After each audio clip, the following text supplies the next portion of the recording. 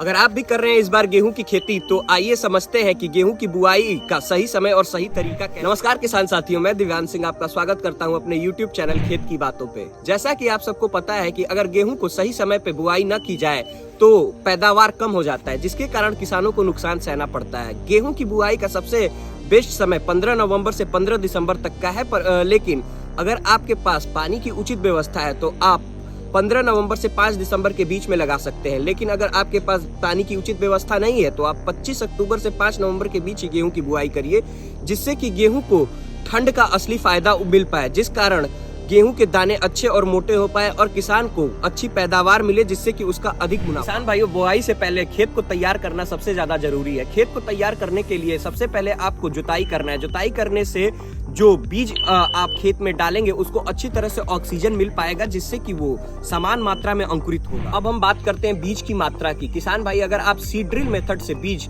Apply कर रहे हैं खेत में तो आपको 100 से 120 केजी आपको बीज की आवश्यकता पड़ेगी। और अगर आप ब्रॉडकास्टिंग मेथड यानी कि हाथों से छिड़काव कर रहे हैं तो आपको थोड़ा ज्यादा बीज की आवश्यकता पड़ेगी, यानी 120 से 140 किलो पर हेक्टेयर की बीज की आवश्यकता आपको पड़ेगी। बुआई से पहले बीज का उपचार करना सबसे ज्यादा जरूरी है, यानी कि सबसे पहले जब बीज आप ला रहे हैं तो उसमें ट्राइकोडर्मा और कार्बेंडाजिम को प्रति केजी 2.5 ग्राम कार्बेंडाजिम या फिर ट्राइकोडर्मा मिलाकर उसे खेत में डालें, जिससे कि जो खेत में फफूंद उपस्थित है वो अपने आप नष्ट हो जाएंगे। किसान भाइयों, अब हम बात करेंगे बीज बोने के तरीके के बारे में। सबसे पहला आता है सीड ड्रिल मेथड। ये एक सबसे किफायती तरीका है जिसमें बीज का बचाव बहुत ज्यादा होता है, और ये सबसे अच्छा तरीका इसलिए माना जाता है क्योंकि इसमें एक समान मात्रा में बीज जमीन के अंदर जाता है, यानी 4 से 5 सेंटीमीटर जमीन के अंदर जाता है, जिससे कि बीज एक समान मात्रा में अंकुरित। का ब्रॉडकास्टिंग मेथड यानी कि हाथ से छिड़काव, यह एक पारंपरिक तरीका है, यानी कि पुराने लोग इसको प्रयोग करते थे और ये आज भी प्रयोग होता है। लेकिन इसमें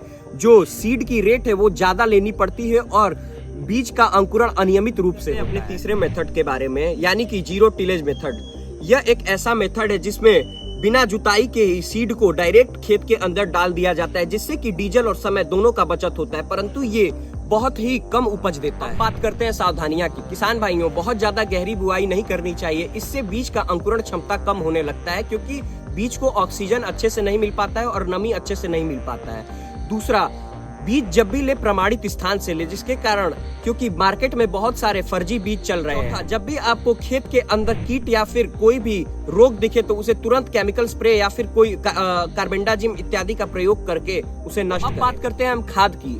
प्रति हेक्टेयर आपको 120 किलो नाइट्रोजन, 60 किलो फास्फोरस और 40 किलो पोटास की आवश्यकता होगी, जो कि आपको DAP और MOP से बहुत आराम से मिल जाए। ऐसी इन्फॉर्मेटिव वीडियोस के लिए हमारे चैनल खेत की बातों को सब्सक्राइब करिए, और जिस भी टॉपिक पे आपको नई वीडियोस चाहिए उस टॉपिक को हमारे कमेंट सेक्शन में कमेंट करिए।